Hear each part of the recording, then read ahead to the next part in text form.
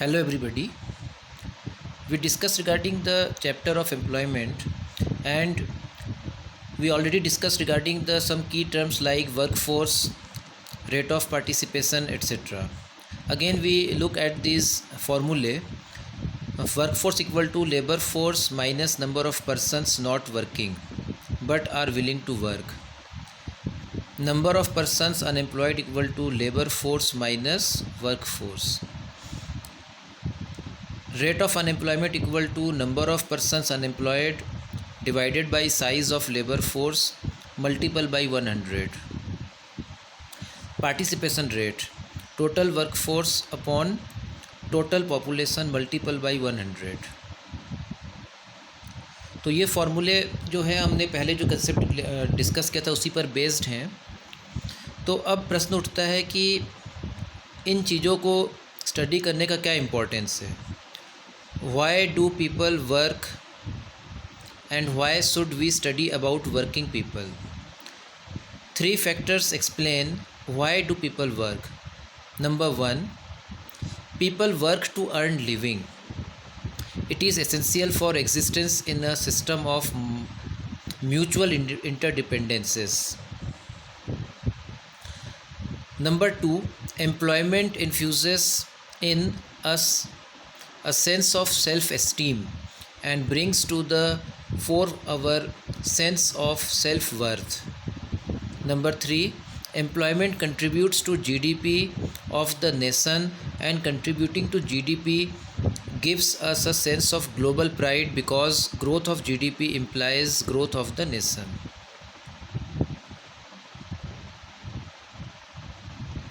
Four factors explain why studying about working people is significant. Number 1, studying about employment offers insight into the quality and quantity of our human resources or human capital, which is an important determinant of economic growth.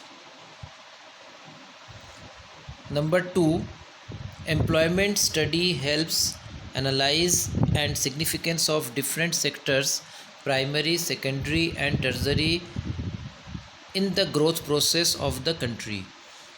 We come to know which sector employs how much and contributes how much towards GDP.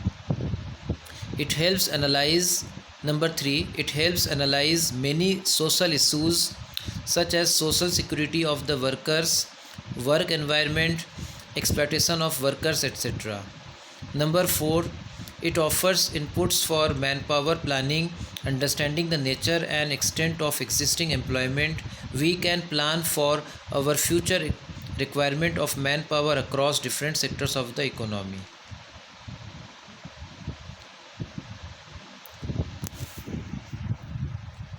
तो कहने का मतलब ये है कि जो different 3 sectors हैं, जैसे प्राइमरी, सेकेंडरी एंड टर्जरी, उनमें किस प्रकार से वर्कफोर्स का डिस्ट्रीब्यूशन हुआ है, जिसको हम लोग बोलते हैं ऑक्यूपेशनल स्ट्रक्चर।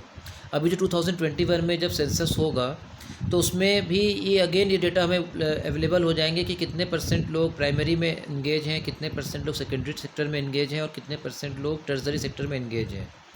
तो यदि ये देखा जाता है कि प्राइवेट सेक्टर में ज़्यादा लोग एंगेज हैं तो it is a symbol for the backwardness of economy and society. लेकिन यदि मान लीजिए कि प्राइवेट सेक्टर में % कम होता जाता है और सेकेंडरी या टर्जरी में धीरे धीरे बढ़ता है तो it is indicator of the economic development. तो हमें इकोनॉमिक डेवलपमेंट को समझने में भी इस प्रकार का जो स्टडी होता है वो हेल्पफुल होता है। दूसरा, एक लास्ट में जो हमारा दिया हुआ है कि मैन पावर प्लानिंग के लिए यूज़फुल है। आपको याद होगा कि जो प्रीवियस चैप्टर हमने पढ़ा था उसमें हमने देखा था जो ह्यूमन कैपिटल फॉर्मेशन की जो हमने प्रॉब्लम्स डिस्कस की, तो उसमें एक प्रॉब्लम ये भी था कि जो मैन पावर प्लानिंग हमारा है वो प्रॉपर नहीं है और उसके कारण क्या होता है कि हमारा जो क्वालिटी ऑफ ह्यूमन कैपिटल है या ह्यूमन रिसोर्स उतना अच्छा नहीं हो पाता है। उसके कारण एक और तो अनएम्प्लॉयमेंट की समस्या बढ़ती है, दूसरी ओर जो हमारा पोटेंशियल जीडीपी है वो उतना अच्छे से नहीं बढ़ पाता है, उसमें भी कुछ कमी रह जाती है। तो यदि हमारे पास इस प्रकार के डेटा अवेलेबल होंगे वर्कफोर्स से रिलेटेड एंड पार्टिसिपेशन रेट से रिलेटेड, तो हम क्या कर सकेंगे, फ्यूचर में और अच्छा प्लानिंग करके हम क्या कर सकते हैं, इस फील्ड में भी हम देख अपने को क्या कर सकते हैं, बेटर पोजीशन में ला सकते हैं। यदि हमारा मैन पावर प्लानिंग बेटर हुआ तो एक तो हमारे यहाँ एम्प्लॉयमेंट जनरेशन भी होगा, जीडीपी भी बढ़ेगा और साथ ही साथ इकोनॉमिक डेवलपमेंट भी होगा। तो ये रीज़न्स हैं कि हमें इनके ये जो वर्किंग फोर्स के बारे में हमें इन्फॉर्मेशन होना चाहिए।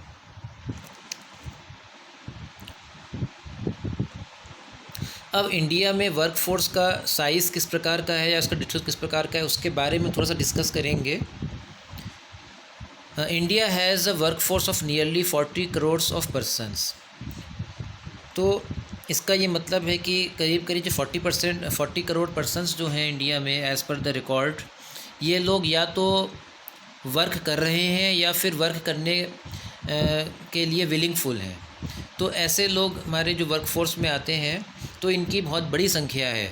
तो it is a challenge for our economy to provide gainful employment to these 40 crore people. इन 40 करोड़ लोगों को अच्छा एम्प्लॉयमेंट प्रोवाइड करना हमारी इकोनॉमी के लिए चैलेंज हो जाता है, क्योंकि हमारे यहाँ एक तो पॉपुलेशन रेट बहुत ज़्यादा है। पॉपुलेशन ज़्यादा होने के कारण ऑटोमेटिकली जो वर्क फोर्स है वो भी ज़्यादा हो जाता है। Number 2, about 70% of work force comprises of male workers only, 30% are female workers. अब जो 40 करोड़ लोग जो है उनमें से करीब करीब 70% जो वर्क फोर्स है वो मेल पर्सनस हैं। रीज़न ये है कि हमारे इंडियन सोसाइटी में ये एक ट्रेडिशन है कि इसमें ये माना गया है कि जो विमेंस हैं वो घर संभालेंगी और जो मेल मेंबर्स हैं वो अर्न करेंगे। तो ये एक बेसिक हमारा ट्रेडिशनल रीज़न है, जिसके कारण क्या होता है कि वर्क फोर्स में मेल पर्सन्स ज़्यादा होते हैं, फ़ीमेल कम होते हैं। क्योंकि यूजुअली क्या है कि आजकल तो फिर भी थोड़ा धीरे धीरे फीमेल पार्टिशन बढ़ रहा है, लेकिन पहले के ज़माने में बहुत कम जो फीमेल्स थे उन्हें घर के बाहर जाने की परमिशन मिलती थी और घर के बाहर जाके वो अर्निंग के काम करती थी। आजकल हालांकि एजुकेशन बढ़ने के साथ साथ फीमेल पार्टिशन रेट बढ़ रहा है, लेकिन फिर भी कंपेयर टू मेल पार्टिसिपेशन इनका रेट काफ़ी कम है। Number 3, nearly 70% of work force is found in rural areas. Urban work force is only 30% of the total. अब यहाँ पे ये सिंपल सी बात है कि ऐसा रीज़न इसलिए है क्योंकि कहा जाता है कि भारत गाँवों का देश है। तो भारत में मैक्सिमम पॉपुलेशन जो है वो गाँव में रहती है, रूरल एरिया में रहती है। तो जब रूरल एरिया में ज़्यादा लोग रहेंगे तो डेफिनेटली वर्क फोर्स में भी इनका ही ज़्यादा कंट्रीब्यूशन होगा। और अर्बन एरिया में चूँकि हमारे पॉपुलेशन की कमी है कंपेयर टू रूरल एरिया, इस कारण क्या है कि यहाँ पे वर्क फोर्स पे भी कमी है।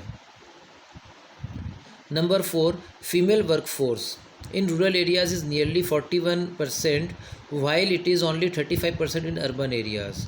अब यहाँ पे देखा जा रहा है कि रूरल एरिया में फ़ीमेल वर्क फोर्स ज़्यादा काम कर रहा है, उनका परसेंटेज ज़्यादा है।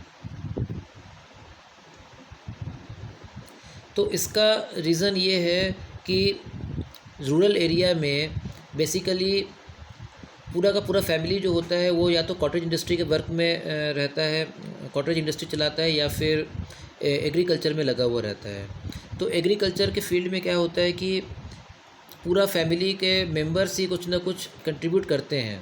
इवन छोटे छोटे बच्चों को भी थोड़ा छोटे मोटे कामों में लगा दिया जाता है। उसी प्रकार घर की औरतें भी होती है वो खेती के कामों में या घर में जो कैटल होते हैं उनकी देखभाल में वो कंट्रीब्यूट करती हैं। इस कारण भी क्या है कि रूरल एरिया में जो विमेन का पार्टिसिपेशन है वर्क फोर्स का वो ज़्यादा है compare to the urban areas. इसके अलावा रूरल एरिया में एक चीज़ और प्रॉब्लम आती है कि जो छोटे मोटे जो वर्कर्स होते हैं, मतलब कि जो लैंडलेस लेबरर्स होते हैं, उनकी इनकम बहुत कम होती है। तो उस कारण भी फैमिली के इनकम को सपोर्ट करने के लिए भी ज़रूरी होता है कि विमेंस भी कुछ काम करे। इस कारण क्या होता है कि विमेंस को भी लो पेड काम में लगना होता है रूरल एरिया में, जिसके कारण रूरल एरिया में विमेंस का जो वर्किंग परसेंटेज जो है वो ज़्यादा होता है compare to the urban areas.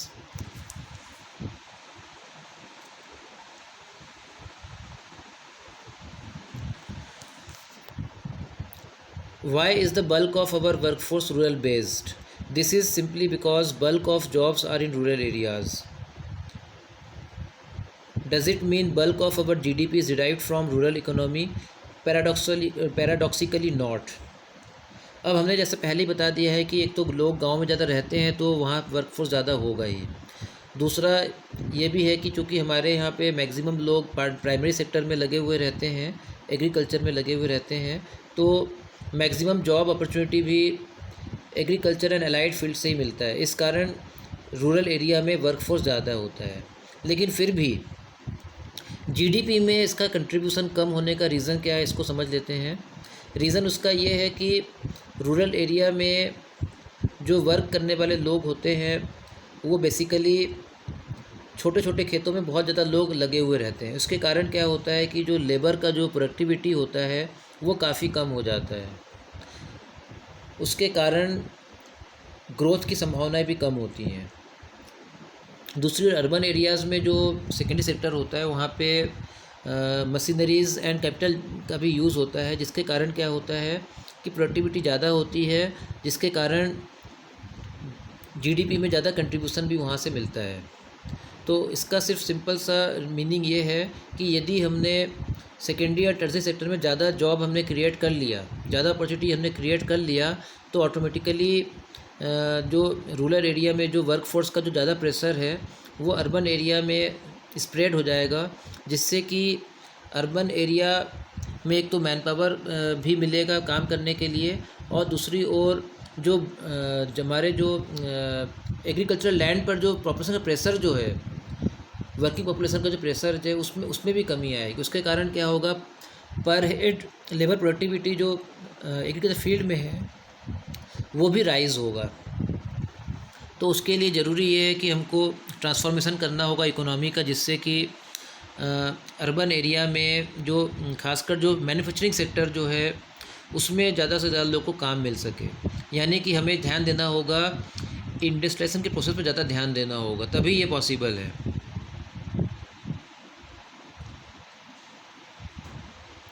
फिर से राइटर ने क्वेश्चन उठाया है कि why is the percentage of female workers low and lower still in urban area?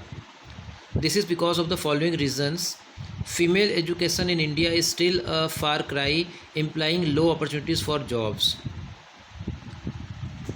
अब जो इंडस्ट्रियल सेक्टर है और जो सर्विस सेक्टर है वहाँ पे बेसिकली जो थोड़ा स्किल्ड वर्क के लिए एजुकेशन की ज़रूरत होती है। अब चूँकि हमारे इंडिया में विमेन एजुकेशन कुछ कम है, इस कारण भी क्या है कि विमेंस को कम चांस मिलता है इन कामों में। Among most families in urban areas, job work for women is still governed by family decisions rather than the individual's own decision, implied that even the available opportunities are not actually utilized. अब कई family में अभी भी tradition है कि वो घर की औरतों को काम पे नहीं भेजना चाहते हैं। इसके कारण भी कभी कभी क्या होता है कि अपॉर्चुनिटी मिलने के बावजूद भी विमेंस को काम पे नहीं भेजा जाता है। इस कारण इनका पार्टिसिपेशन